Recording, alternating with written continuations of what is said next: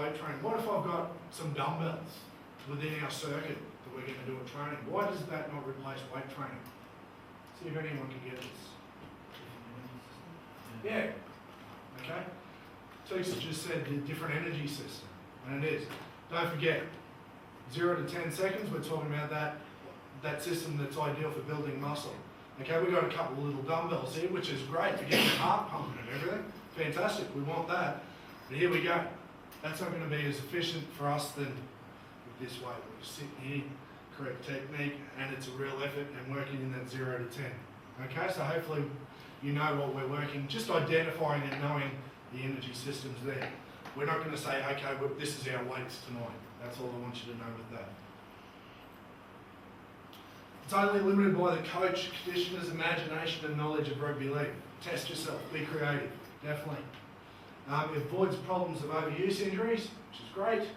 Good for balance, strength development. Think about that when, developing it. Hopefully you guys are thinking about, the different things that you can put in, because it's really limitless on this. Large groups can train together.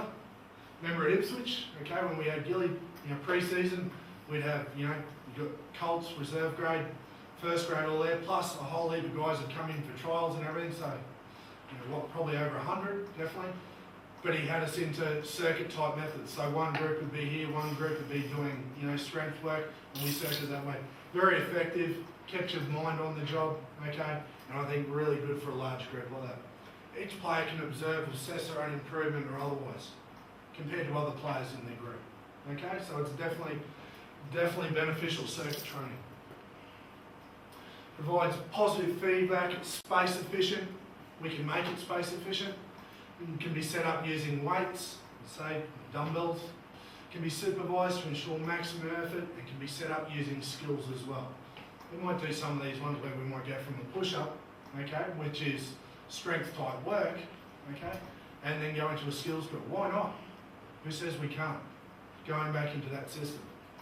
Can be set up in different locations. We talked about this before with pools and going for a walk, whatever else. Not going for walks, but do it in those kind of locations. Just for example, here we've got fixed circuits set up by the coach, reps, interval circuits, total repetition, skills circuits. How would you as a coach design a skills circuit? Listen, we won't even break up into groups with this, but what are some of the circuits that we can put in? Let's just come up with, let's start off with, you've got one, have you? Let's share it.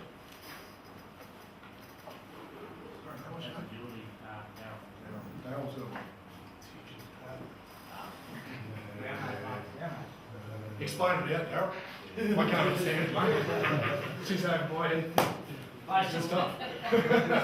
Basically all it is I sat out and tried to work out every range of movement that we use in rugby league, and this is the under 12s that I was doing it with.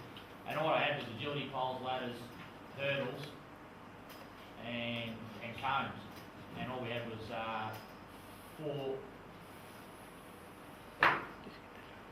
we got 4 agility poles set out 10 metres. We got 4 hurdles set in front of us. And as you went around the circuit, we had a set of ladders that we went through. Over on the left, we had a set of cones that we reached and stretched and touched. Then we went back into another ladder. Then we had another part of the circuit where we were on top to our stomach, roll back, roll stomach, up, sprint around the ladder, back around, and just basically trying to implement every skill that we... Yeah, mate, that's great. Yeah. Did you come up with that yourself? Yeah, we just had. Good, yeah. Fantastic. So you're thinking about around the the right lines of, and what's to stop us too from going into power? We're going in from doing defensive work, just a couple of yards away, and straight off with our power. Okay, and then we're getting into agility. That happens in the game all the time. Here we go, straight in. We've coughed up the ball. We've got to get up. We're straight into it. Okay, they're the kind of things that we need. So yeah, make it like that. Think about it. It's not too hard to think about really when you break it down, is it? No, that's really good. Well done. Very good. As we've already, realised, circuit training can be specific to the game of rugby league. For example, up, down, jog, sprint, push, pull, etc. Provides a first-class workout, expending more energy in 30 minutes than in a total game. So obviously, if we're training harder, we're prepared for the game. By the time we get to the game day, we're ready for the game. That's what it's about. Circuit training can be done at home. We've already established this one. When would you as a coach use circuit training? Any thoughts on that one? What about, you know, in the week? So we're playing on a Saturday. Early in the week. Earlier in the week, okay? Obviously, you know, we've talked about, you know, being time efficient. We've got other things to work on within the game as well. Definitely. That's what it's got to come down to. Later in the week, obviously, we want to be polishing off and, you know, working out the way we're going to play the game and putting this in, doing our ball work and other skills drills as well, the things we're going to implement into the game. So definitely we'll be looking at doing it earlier in the week. Although, you know, you can do 10-minute circuits here and there as well. So no problem with that. It's getting jumpy for millionaire again. Basically, speed training. I'm just going to have a quick look at speed training as well. Aims to develop speed of limbs for stride frequency. We've already said so the game is all about speed now. We already touched on your mate, Carlo. We touched on Moz. Yep. I thought you'd want to be around when we did because you could maybe tell everyone he's your best mate and everything. Yeah, your best mate. That's nice. This is mine, there's already a couple of Okay. Develops leg power for maximum drive and develop technique for efficient acceleration of running speed. From a coach's point of view, should pure speed training be carried out every training session? What do you think about this? No? Why not? Because they're doing muscle breakdown. Yeah. Yeah, I think he's both right with it. I definitely would put, you know, speed in earlier in the week. Once again, it comes down to your time efficiency for your training as well. So we're working on our technique, but also in our drills. Hey, hit it home to them about their technique with their sprinting and putting in that effort when we're in training. Okay, that can still be sprint training. We're still getting our time efficiency out of what we need in the session. So I definitely hit home on that. Just vary your effort. Definitely. Yeah, you're thinking the right way. Definitely. Okay. Vary your effort. 11. Yeah, very 6%, effort. 75. Yep. Every week. Okay. And you know, what also gets people in the game too is that change of pace, isn't it? Yeah. Okay. Swerve. Okay, and that sort of thing. But come back to your quality. Essential in our modern day game of rugby league, important to all players, backs and forwards. Moz, eh? I'm just saying Moz wouldn't be a front rower years ago, would he?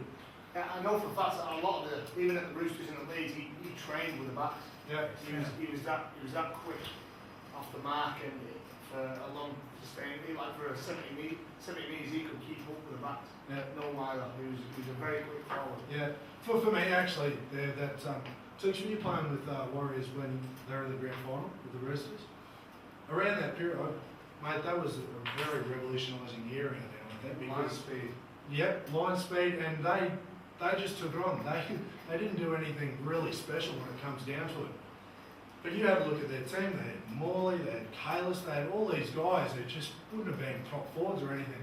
The mobility was everything, and they were in their face. Okay, so that's what I'm talking about. Speed is the game. It really is the game. Of course, you know we need guys like how Tooks played and everything. We definitely do. But mate, you know as well. How much did it go towards speed towards the end? The game is all about speed, okay? We was a victim of it, wasn't we? You put yourself in the text. We.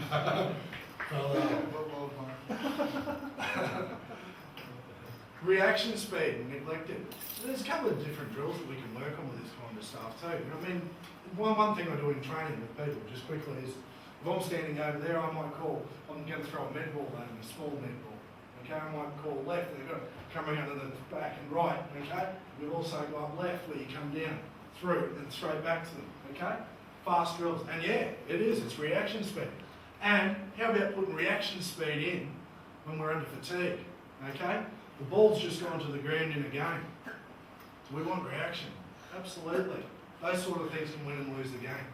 So if those things can win and lose a game, put them into your training, okay? And you can have a little bit of fun with that stuff too. Speed endurance, not as important in our game, yet it has its place to training, definitely. Speed inherited. However, The speed of the player can be developed through correct training methods and equal attention to technique. Technique's very, very important, as we know, but bring in the specialists.